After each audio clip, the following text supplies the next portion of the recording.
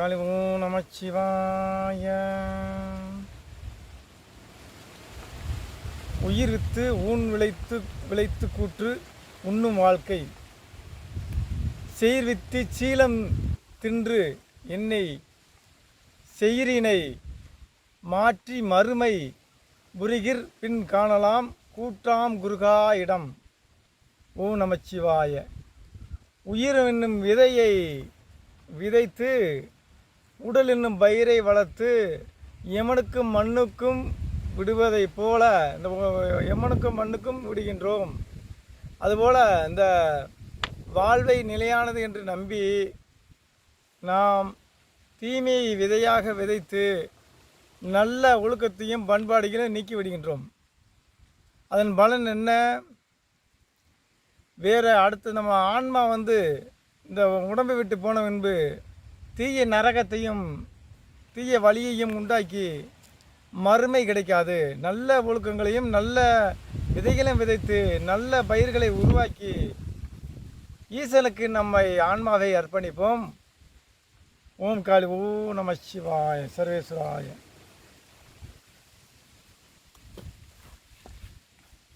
இப்போ இன்னைக்கு பார்க்க வேண்டியது கோரை புல். புல்லில் பல வகையான புல் இருக்குது. அரும்புல், மாணிக்கா புல், கோரை புல், பெரும்புல், சிறும்புல், சாம புல், ஒட்டு புல் அப்படின்னு நிறையா வகையான மத்தங்க புல் அப்படின்னு நிறையா வகையான புல்லுகள் ஆயிரக்கணக்கான வகை இருக்குது. அதை மாடுகள் உண்ணக்கூடிய பெரும்பாலும் எல்லா புல்லுகளையும், காட்டுவாரி புல்லுகளையும், தோட்டத்து புல்லுகளையும், எல்லா புல்லுகளையும் மாடுகள் சாப்பிடும்.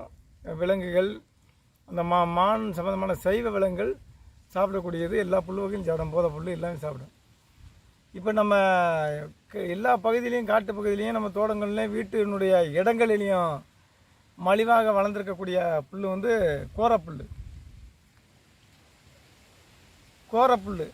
இந்த கோரப்புல் எங்கே அதிகமாக கோரப்புல் வளர்கிறதோ அந்த மண் வளமானது என்று அர்த்தம்.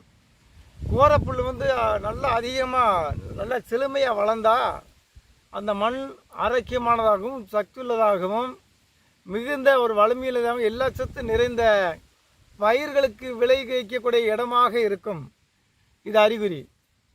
அரும்புல் நல்லா வேரோடி படர்ந்து போனால் அந்த இடத்துல நீரோட்டம் இருக்கும். கோரப்புல் வளர்ந்தால் மண்ணில் பயிர்களை விளைவிக்கக்கூடிய தகுதியாக அந்த மண் இருக்கும். அதுபோல் அருகம்புல்லுக்கு என்ன பண்ணோம்னா, அருகம்புல் நல்லா படர்ந்து கொடி படர்ந்து அப்படியே அடர்ந்து அது ஒரு நிலத்தில் போகுதுன்னா அந்த நிலத்தில் நீர் சத்து அதிகம்னு அர்த்தம். இது சாஸ்திரத்தில் போகரு நீர்க்குளிமை சாஸ்திரத்துலேயும் வேறு வான சாஸ்திரத்துலேயும் இதை பற்றி சொல்கிறாங்க. அந்த வகையில் இந்த கோரப்புல் நிறைய செலும்பாக வளர்ந்து நல்லா பசேன்னு வருதுன்னா அந்த மண் குறையே இல்லை. என்ன பயிர் அந்த மண்ணில் வச்சாலும் விளையுங்கிற பொருள். ஆனால் நம்ம இப்போ என்ன செய்கிறாங்க, விவசாயிகள்லாம் தவறான அறிவுரையும் தவறான விளம்பரத்தை கேட்டு இந்த களைக்கொல்லி அடிச்சிடறாங்க. இந்த களைக்கொல்லி அடித்தா என்ன ஆகும்னா அந்த கரும்புல் கோரப்புல்லாம் சாகிறதுக்காண்டி அடிக்கிறாங்க. எல்லாம் செத்துச்சுன்னா என்ன ஆகும்? புல்லே முளைக்காத இடத்துல பயிர்கள் எப்படி வரும்? அப்போ அந்த மண்ணில் இருக்க அந்த புல்லும் செத்து அந்த மண்ணில் இருக்க சத்தும் சாகும். அந்த மண்ணில் இருக்க கிருமிகள், நல்ல பாக்டீரியாக்களும் நல்ல கிருமிகளும் செத்து மாண்டுரும். அப்போ மலட்டு மண்ணாக போகும். அந்த மண் மலடாகும். தீ பிடிச்ச அணுகுண்டு போட்ட மாதிரி. நீங்கள் அந்த களைக்கொல்லி மருந்து விவசாயிகள் அடித்தா உங்கள் மண்ணை நீங்கள் ஒரேடியாக மலடாக்குற மாதிரி. ஊரியா கூட போட்டு உப்புக்களை போட்டு இடம் கூட கொஞ்சம் மாதிரி மலடாகும். இது ஒரே இதாக கருப்பை எடுத்து அப்படியே பிடுங்கி எரிஞ்சது மாதிரி இது இந்த களைக்கொல்லி அடிக்கிறது. அந்த மாதிரி இதுகளை அடித்து இந்த புல்லுகளை கொண்டுட்டு அதில் எந்த பயிரும் வராது. கொஞ்ச நாளைக்கு வரும். பயிர்கள்லாம் இலையே மாறி சுரட்டையாக வரும், சொங்கியாக வரும், சுருட்டியாக வரும், நோய்கள் தாக்கும். மரபு பழமாக இருக்காது, சுவை இருக்காது, சுவையே செத்து போகும். இந்த மாதிரி கொஞ்ச நாள் காய்க்கும். கொஞ்ச நேரத்தில் அந்த மண்ணே அப்படியே அழிஞ்சு மலடாகிடும்.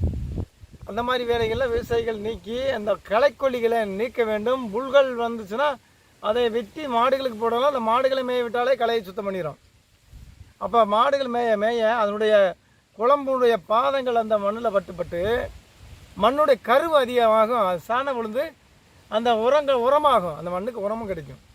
அந்த மாதிரி வகையில் நம்ம புல்லுகளை அழிக்காமல் அதை தேவையானது களை வெட்டிக்கலாம், இல்லாட்டி மாடுகளை மேய விடலாம்.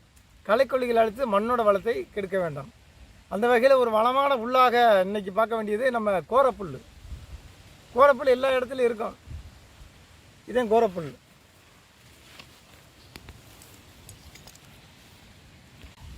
முத்தக்காசுன்னு பேர், இதுக்கு பேர். இன்னொரு பேர் இந்த கோரக்கிழங்குக்கு முத்தக்காசு அப்படின்னு சொல்லுவாங்க. இந்த கோரப்புல் நல்லா அரைச்சி நம்ம உணவே கிடைக்காத காட்டு வெளி பகுதியில் இந்த மாதிரி கோரப்புல் இருந்துச்சுன்னா இதை சாப்பிடலாம். இந்த புல்லை நம்ம சாப்பிடலாம். சாப்பிட்றதுக்கு ஏதுவான ஒரு ஆரோக்கியமான புல் தான். ஆனால் மெல்ல தெரியாட்டி அரைச்சி கூட சாரை குடிக்கலாம். அந்த பசியை நீக்க, உடம்பை சூடு குளிர்ச்சி இதுகளை சமநிலையாக்கும். வாதம் பித்தம் சிலத்தும் போது சமநிலைப்படுத்தும். இந்த சாறு வந்து வாதம் பித்தம் சிலத்தும் போது சமநிலையாகும். இதை நம்ம கடித்து மென்னே சாப்பிடலாம்.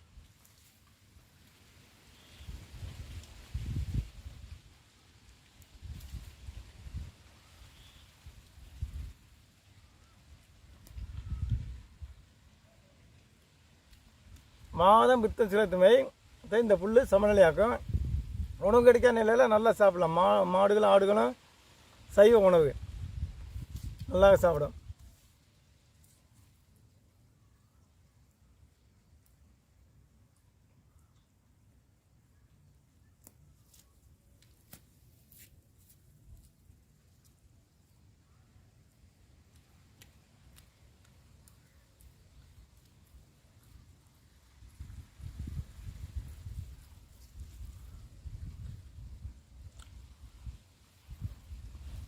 இதை நம்ம மெல்ல பழகிட்டு சாப்பிடணும், இல்லாட்டி தொண்டையில் சிக்கிக்கிறோம். மெல்ல தெரியாதவங்களாம் மென்னா தொண்டையில் சிக்கி உப்பனாக எடுத்து மெல்ல பழகிட்டேன் மொத்தமாக சாப்பிடலாம். அப்படியே அள்ளி இந்த சேமியா மாரி கூட சாப்பிடலாம். அப்படியே ரெண்டு பக்கமும்.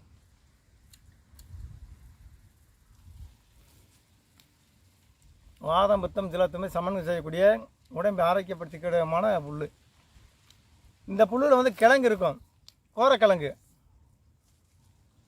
அதை வந்து 7 கிழங்கு வைக்குமாங்க. 7 கிழங்கும் அடுக்கடுக்காக அந்த வேர் விட்டு கோரையாக அந்த கொடி விட்டு 7 கிழங்கு வரிசையாக வைக்கும். முத்தின கோரப்புல்லில் 7 கிழங்கு முழுமையாகும். 7 கிழங்கு முழுமானபடி அந்த புல் பழுத்த நிலையில் பட்டு போகும். அதுக்கிற மழை வெஞ்சோன்னா அந்த கோரைகள்லாம் அப்படியே தழுக்க ஆரம்பிக்கும். கோரை அழிய உழுதாறு இல்லைங்கிறாங்களே, கோரை என்னதே வளம் உழுதாலும் ஒரு கோலக்கிழங்குனாலும் அடி ஆழத்தில் மண்ணில் அப்படியே தேங்கி நிற்கும். அதிலிருந்து முளைக்கும். கோரை வளர்வது மண்ணின் கருவை அதிகரிக்கும். கோரை அழிப்பது மண்ணின் கரு அழிந்து மலடாகும்.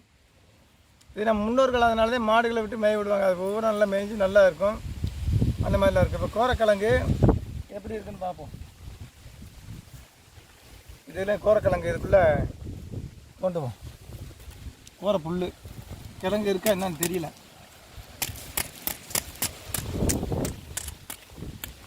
ஈரமாக இருந்தால் கிழங்கு நமக்கு எளிதாக கிடைக்கும்.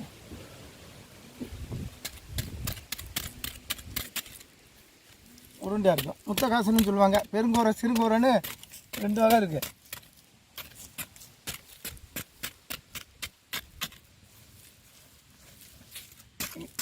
ஈரம் இல்லை, நல்லா கடிமையாக இருக்குது. ஆழத்தில் கிழங்கு இருக்கும்.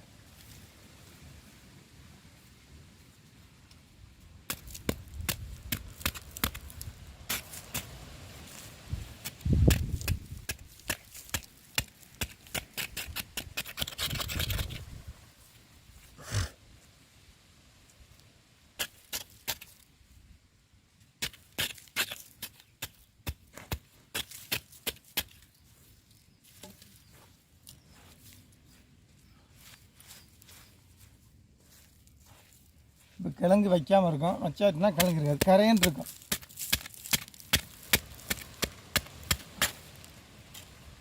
கிழங்கு வைக்கல. கிழங்கு கருப்பாக இருக்கும், ஆட்டு புழுக்க மாதிரி. நம்ம வெள்ளாட்டு புழுக்க எப்படி இருக்கும் அது மாதிரி உருண்டு உண்டையாக இருக்கும். அது கிழங்கு வைக்கும்போது ஒரு நாளைக்கு பார்ப்போம்.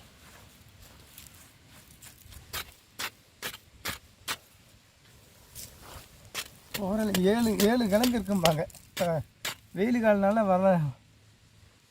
இதாகி போச்சு.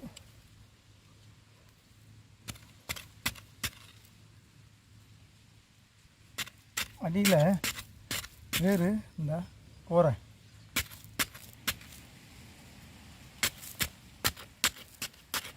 இதெல்லாம் கோரை தான். வேறு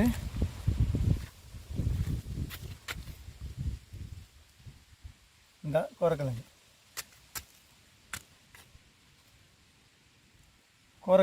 ஆனால் காஞ்சிருச்சு பூரா அந்த வெயிலில். இந்த கோரைக்கிழங்கு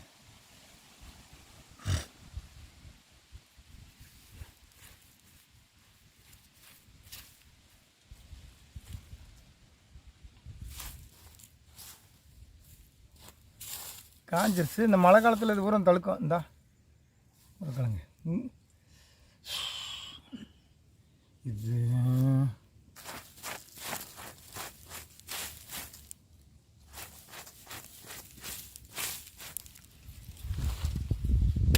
எடுப்பீங்களா?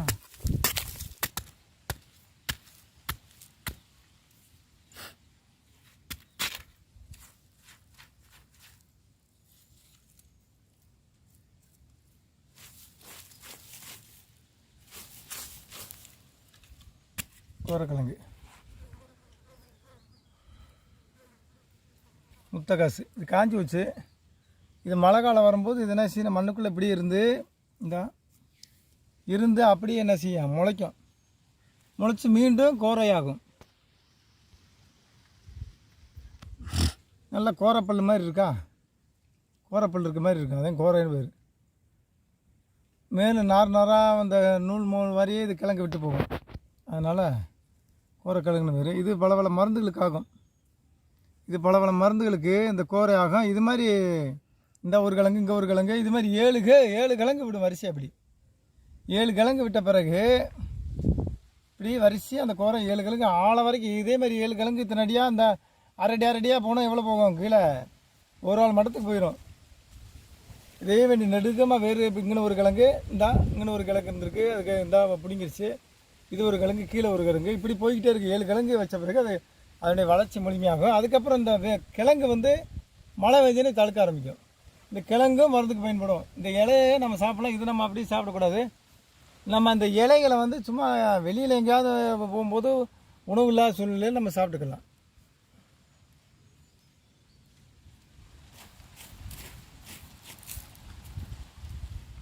கோரைக்கிழங்கு இது கடியிலலாம் இருக்கும். அந்த இது கடியில் இருக்கும், தோண்டணும், அந்து போகும். உள்ள கிழங்கு அந்து போகும். இது அந்த வேர் உள்ளே போகுது. இந்த மாதிரி நம்ம வேர் இதிலேருந்து கிழங்கு இது கடியிலும் கிழங்கு உள்ளே போகும். இது ஈரம் இல்லாதனால நம்ம தோன்றுறது சிரமமாக இருக்குது. அந்தந்து போகுது. அப்போ இந்த மாதிரி இந்த கோரைப்புல் மண்ணின் வளத்தை அதிகரிக்குது. மண்ணின் வளத்தை அதிகரிக்கிறது மட்டும் இல்லாமல் மாடுகளுக்கு ஆரோக்கியத்தை தருது. இந்த கோரைப்புல்லை மாடுகள் சாப்பிட்டா மாடுகளுக்கு நோய் எதிர்ப்பு சக்தி அதிகமாகும். இந்த கோரைப்புல்லை மாடுகள் நல்லா ஆடுகள் சாப்பிடும்போது மாடுகளுக்கு நோய் எதிர்ப்பு சக்தி அதிகமாகும். மாடு எந்த நோயும் இல்லாமல் ஆரோக்கியமாக இருக்கும். அதனால் வாரத்துக்கு ஒரு தடவை கோரைப்புல் மாட்டுக்கு போடணும். நம்மளும் அந்த இடித்து சாரை வாரத்துக்கு ஒரு தடவை சாப்பிடும்போது உடம்பு சமநிலையாகும். உடம்பு வாதம் வித்தம் சிலத்தம் குறைஞ்சி சமநிலையாகும். அந்த நிலையை நம்ம முன்னோர்கள் சொல்லி வச்சுருக்காங்க. இதில் வேறு மருந்துகள் நம்ம காய்ச்சலாம். இதில் வேறு இதோட நிறையா மூலிகைலாம் சேர்ந்து கஷாயம் காய்ச்சி குடிக்கலாம். இல்லை வேறு மருந்துகளும் நம்ம இதில் காய்ச்சி பவுடராக சாப்பிட்லாம். அந்த மாதிரி என்னென்ன மருந்துக்கு அப்படிங்கிறத முறைப்படி அறிஞ்சு நம்ம செஞ்சுக்கிடுவோம். எந்த முறையும் இல்லாமல் இலையில் நம்ம இடித்து சாராக சாப்பிட்டுக்கலாம். வாரம் ஒரு தடவை சும்மா ஒரு 50 மில்லி 100 மில்லி சாறு நம்ம கோரை இலையோட புல்லோட சாறு சாப்பிட்டுக்கலாம். இந்த வகையில் இயற்கையில் இருக்கக்கூடிய நம்முடைய ஆரோக்கியமான உணவுகளை நம்ம அழித்து நம்ம காலி பண்ணிடுறோம். ஏன் அழிக்கிறோம் அப்படின்னா விளம்பரங்கள், தேவையில்லாத விளம்பரங்கள் எல்லாம் போட்டு களை வெட்டுறது மிச்சம், ஆள் மிச்சம், கோரை வளருது அது வளருதுன்னு. மண் வளர்ந்தாதான் பயிர் விளையும். மண் வளத்தை தொடரக்கூடிய இந்த கோரை அழிச்சோம்னா மண் வளம் கெடும். மண் வளம் அழிஞ்சால் பயிர் வளம் அழியும். பயிர் அழிஞ்சால் உயிர் வாழ்க்கை முறியும். அந்த மாதிரி மண் வளத்தை அழித்து எல்லா வளங்களையும் அழிக்கக்கூடிய செயலை நம்ம நீக்கி இயற்கை வழியில் அதை நம்ம என்ன முறையோ அதை செஞ்சு பாதுகாப்போம். அதனால் பூமியில் வந்து எல்லா எல்லா புல்லுகளும் காரணமாகவும் எல்லா தாவரங்களும் காரணமாக பிறந்திருக்கு. அது எந்தெந்த வகையில் நம்ம நன்மை அப்படின்னு உணர்ந்து அதை மக்களுக்கும் நம்ம உடம்புக்கும் நம்ம அந்த இயற்கையுடைய சுழற்சிக்கு நம்ம பாதுகாப்பாக வளர்த்து நல்ல நெறியில் கொண்டு செல்வோம். ஓம் நமச்சிவாய்.